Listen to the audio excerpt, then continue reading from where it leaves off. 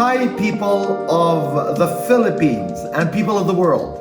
Hit the button below. And you will be subscribing to the Boy Abunda Talk channel on YouTube. Let's keep talking.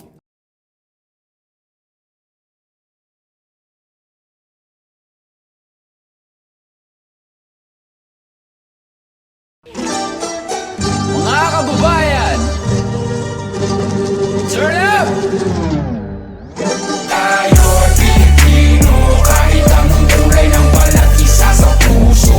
Pangyayari sa mampanika na sa mundo, kinabukasan na natin to. Hello. Welcome to the interviewer. Maraming salamat. Hello po. Let's start with the name. Easy Mill.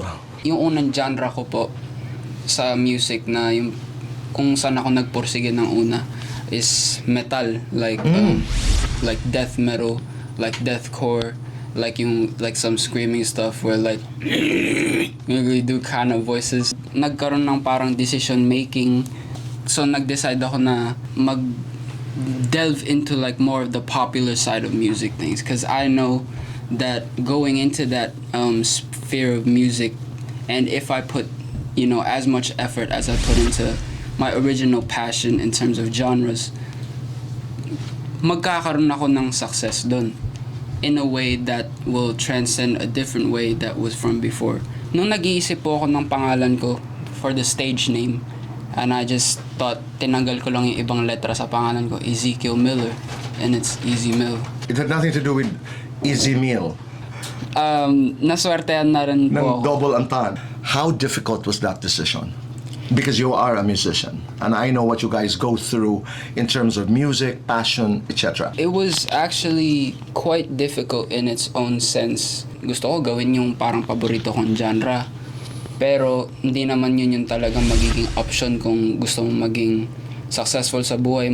Kailangan mo ng sacrifices. Yun yung sacrifice na ginawa ko para sa pamilya ko, para sa future ko. So how do you describe the genre now? It's more so based on rap, R&B, pop, and something of the sort. Did you have to consult anybody about the name? Because sometimes we are a name. You know what I'm saying? Mm-hmm. I ran with Easy Mill because it's basically another me. How big an influence is Mama? A very big influence when it comes to decision making and of course in life. Kasi yung kapag pinapanood ko lang siya na dating on stage, tsaka kung paano siya mag-alaga ng mga kapatid ko, parang doon ko nakukuha yung lakas ko. Yung kung paano ako maging kuya sa mga kapatid ko rin. Tapos kung paano yung protector standard ko as a family man. That's part of where it stems from, kasi ako lang yung nag-iisang lalaki sa bahay. What is your state of mind right now? My state of mind as of now, busy, but it comes to a point na I'm thankful for the way that like my mind is busy, because it came to a point na yung sacrifices na ginawa ko noon para makarating sa point na to, alam ko meron pang maraming gagawin. When we spoke to each other, you said that there was a time in your life when it was just you inside the room and the computer. Exactly what were you doing when you were a lot younger in the context of your music? Yung kasi ang daming nangyayari sa buhay, sa outer world, na madalas yun po talagang escape ko, na yung wala akong pakialam kung ano sasabihin ng mga tao sa pinaggagawa ko doon, kasi ako lang yung nakakarinig. So parang yun talaga yung mentality ko pagpapasok lang ako sa kwarto, tapos naka-headphones lang, focus lang sa computer. Madalas na lang kung parang ako magkakaroon ng urge of confidence na pakinggan mo. Walang ganun? Walang ganun na pakinggan nyo naman or ipapadala ko kaya doon. I want people to hear. Walang ganun? Noon po, wala. It was just expressing Opo, what you felt. Just, parang doon po nagkaroon ng sariling universe yun. Tapos dun po parang nabibuild lahat ng mga imaginative thoughts ko on how, like, you know, certain string placements are supposed to be put, like piano lines, like how important it is, like certain segments, if you hear them, are they gonna affect what you say as well? So musically, that was what you were thinking. Oh. But in terms of story, what was the story of that universe? I'm talking about the Olongapo days. Were you angry? Were you searching? Were you questioning? Were you happy? A mix of that, kasi minsan po yung sa family stuff that would be happening around, being naiwan ako sa Pilipinas kasi some decisions had to be made for my younger sisters para sila mapunta in a better country. Did you like it? Didn't you like it? Na ikaw ang naiwan? No. Nagtampo ka ba? It was a mixture of understanding the feeling, but of course having parang my own negative feelings of Okay. it, of course.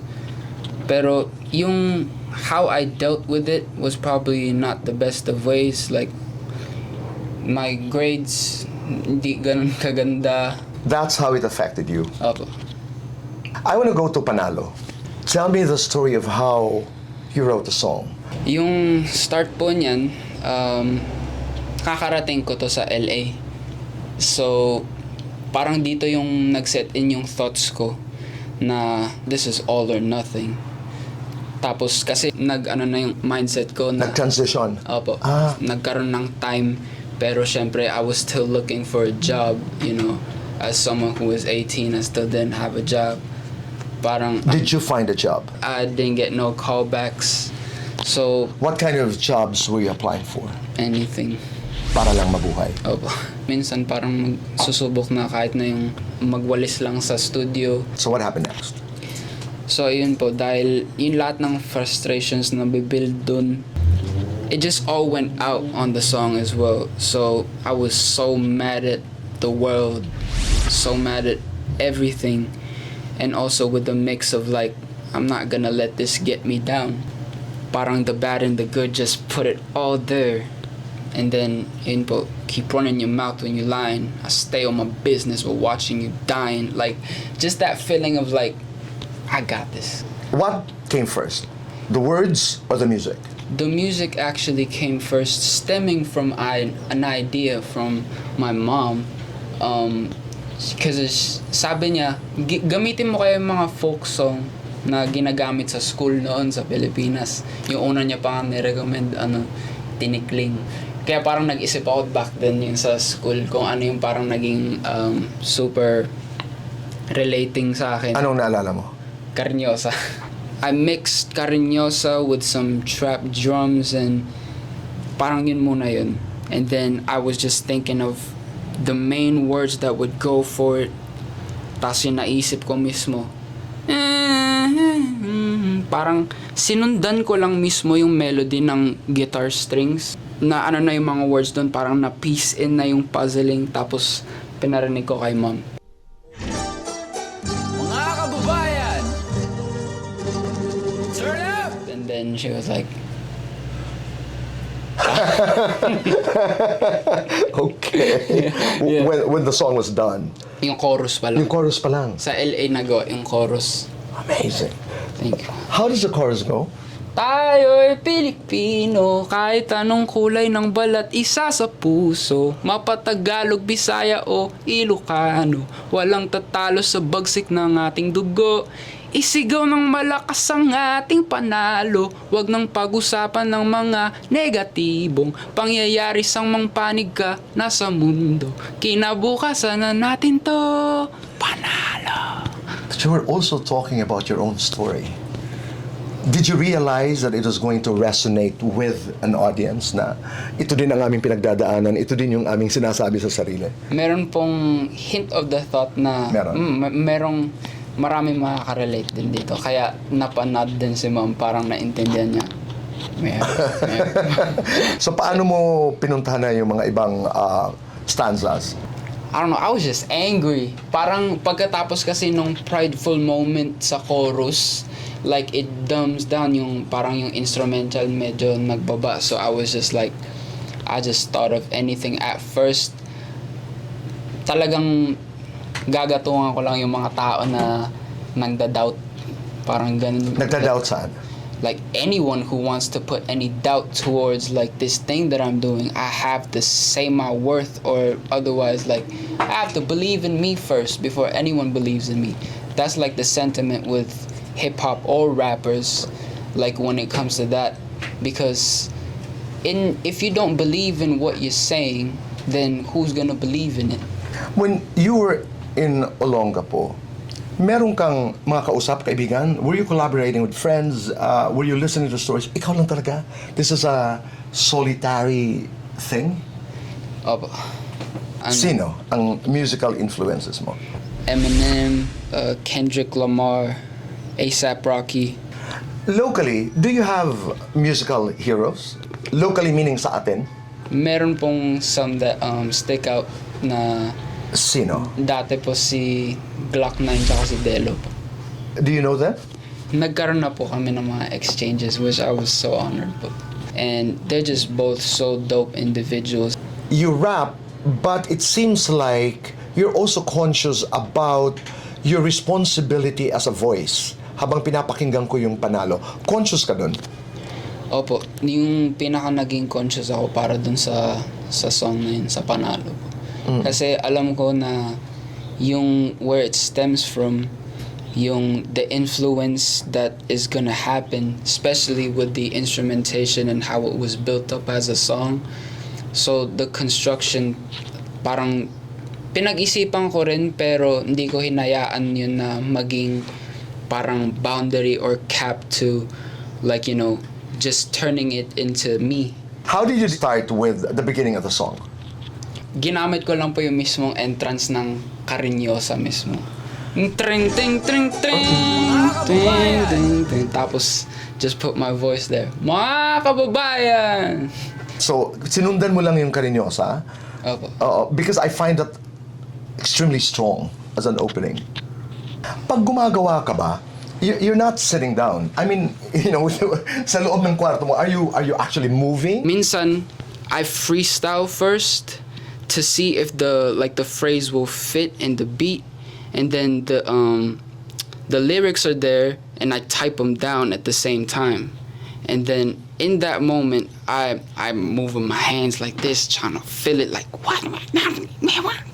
Sinusubukan mong kumpletuhin yung few words na nasulat mo na, tapos kapag nakuha mo na kung paano mo gusto yung tunog, yung diction mo. Kumbaga yung parang kung paano ka nagpa-practice sa harap ng salamin, yung parang sa speech kung gusto mo yung tonality kung bababa ba yung boses mo dito sa word na to, tapos yung sa next na gusto mong umangat ulit. Kasi kontrolado mo rin kung paano yung magko-crescendo yung boses mo, 'di ba? So doon nangyayari yun, yung parang sobrang pagka-nitpicky ko. Tapos the verse gets formed like that, and then up to the next chorus. And then everything else after that, yung mga Tagalog verses, I had fun with those. Kasi, I'm not gonna lie, mas nasanay ako na mag-rap sa English sa una. Kasi yung mga unang idol ko, parang yun yung una kong ginaya. Kasi nasa Pilipinas ako, I was trying to rap in English. Tapos nung nakarating naman ako dito sa States, sa first time ko yun nag-rap ng Tagalog, like 24 bars challenge, yung sa Panalo din. Tapos first time kong kumanta ng Tagalog dun sa kanta kong Laboy, within my first album, Act 1, kung nasan yung Panalo. And it was just, still to this day, I'm still honing my pen, like, you know, trying to get better every day. You really speak Ilocano? Opo. Talaga? Good manong. Kausapin mo nga ako sa Ilocano? Amok nga Ilocano, ureno basi lang, nagadalag gamin jay ordaneta kun Baguio. You don't struggle with the Tagalog verses of your song? Panalo is also like a basis of my first hand-in-hand contact with Tagalog writing. Do you like to go for perfection as a musician?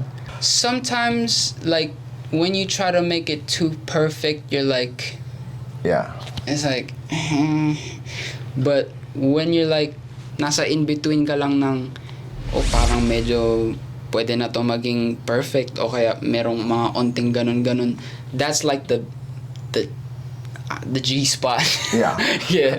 Right. That's just where it is. Let's go to the Tagalog portions of Panalo. What's your favorite lines there? My favorite lines would have to be, kung inakala mong isang lingwahe lang kayang gamitin ni Easy, mila ka mapapala kung ganyan ka mag-isip kay bathala ka sisingil. Why? In its own sense, parang nalalait pa rin ako. Just stating my claim, you know, putting my foot down about what I want to say and just not caring, you know, but also with a little bit of a hint of a care, I guess. That's real in life. We care, we don't care. Pagkatapos nun, parang I started not making sense. Utang na galing sa loob na lumutang, hinain sa turon na may pusang sina. Kaya parang in-interrupt ako ng isang sarili ko. Mag-Ilocano ka, mag-Ilocano. Oo, okay. How does it go? Uray no nga ibagakin niya yung ti na dito yak lang agur uray no sinuti agdayo tapno sang itam ak inti wagas mo nga payo nga takay kaya to mga patayang ka kana toy bayo. It's like I'm saying, do whatever you want to do, bro. I'll just be right here. I'll be waiting for you to pull up. It's like you're waiting for a death wish, bro. Do what you want. I'm gonna be doing me. How long did you do the song? Yung creation time po nun, in a span of 2 to 3 years, nag-move kami sa Vegas nung so much happened.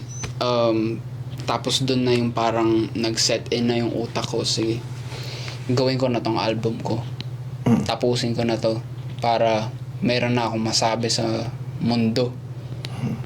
Yun na yun. You were doing music in Olongapo, LA, and then you went to Las Vegas. Were you ready to be hungry? I was hungry. So you were not ready, you were hungry? Yes. Okay. I was starving. I was trying to get my own. And it was just, it's so hard, but I had to do it. And that's just, yun lang po. And how much of that hunger is in your music? Right now, I'm still starving. Okay. Kasi, ganun pa rin yung edge ko. Meron akong gustong mapatunayan na hindi ko pa rin alam kung ano yung gusto kong patunayan. Parang andun pa rin yung hindi ko maintindihan. Izzy, you're a baby. You're 23. You have all the time in the world. I mean it. I mean it from a Tito Boy sense. It's not to diminish your dreams, your contributions to music, and your talent, which I think is massive. Meron ka bang inkling that something big, good was going to happen with that song? I had a hunch because of my mom as to what she told me. It was like, parang she gave me that nod, and bihira lang kasi yung dati nun parang puro metal lang yung ginagawa ko. Tapos nung nag-transcend ako na yung nag-rap na ako, na ginawa ko yung Panalo. Tapos yun mismo yung naging reaction niya sa kanta eh. Na tapos doon na rin nag-set in sa akin na nag-isip-isip na rin ako. Oh my God, nga parang magkakaroon talagang sasabog din yata to. And then that I just started believing in it. And I'm just so happy that mom is part of your life. I'm just so happy because she's a different type. I'm thankful for her. No, and she's different ears, and she's a different background, and she is your extension to a certain extent. As a kid, yung approval pa rin, yung sense of approval. Kasi being with her through my life, just watching what she has done for us, it all stems from that as well, na okay lang ba to, Nay? No. Parang ganun. You're making me cry. Don't lose that. Never will po. If there's anybody who should validate your work, aside from you, aside from Izzy, it should be mom. Okay, how long is the song, Izzy? It's about like 4 minutes. It's about 4 minutes, Okay. and it's huge. As a Pinoy, I'm just so proud. Can't you just give me isang pasada lang ng kanta? I just want to be in the presence of that song. Mga kababayan! Turn up! Tayo'y Filipino, kahit anong kulay ng balat, isa sa puso. Mapatagalog, Bisaya o Ilocano, walang tatalo sa bagsik ng ating dugo. Isigaw ng malakas ang ating panalo. Huwag nang pag-usapan ng mga negatibong pangyayari sa mga panig ka na sa mundo. Kinabukasan na natin to, panalo.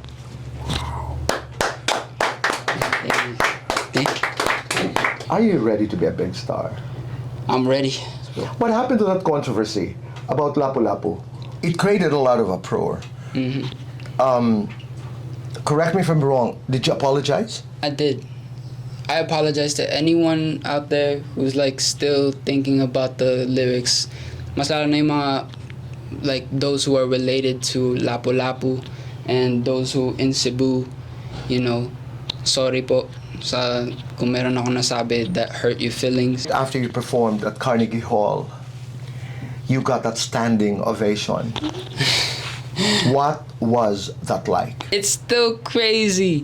Kasi hindi ko naman in-expect kasi baka narinig ng mga kabayan natin yung kanta, 'di ba?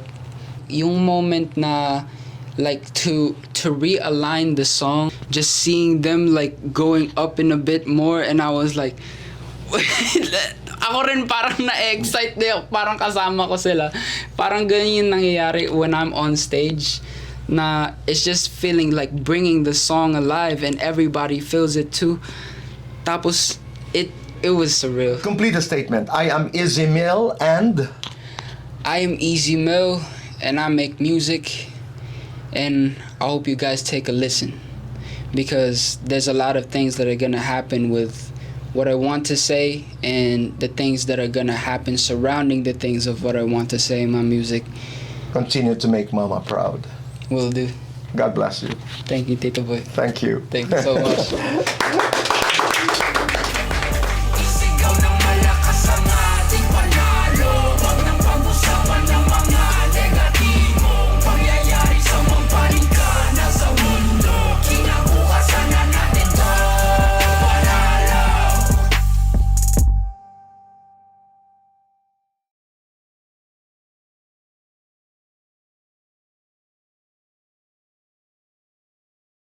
Hi, people of the Philippines and people of the world. Hit the button below. And you will be subscribing to the Boy Abunda Talk channel on YouTube. Let's keep talking.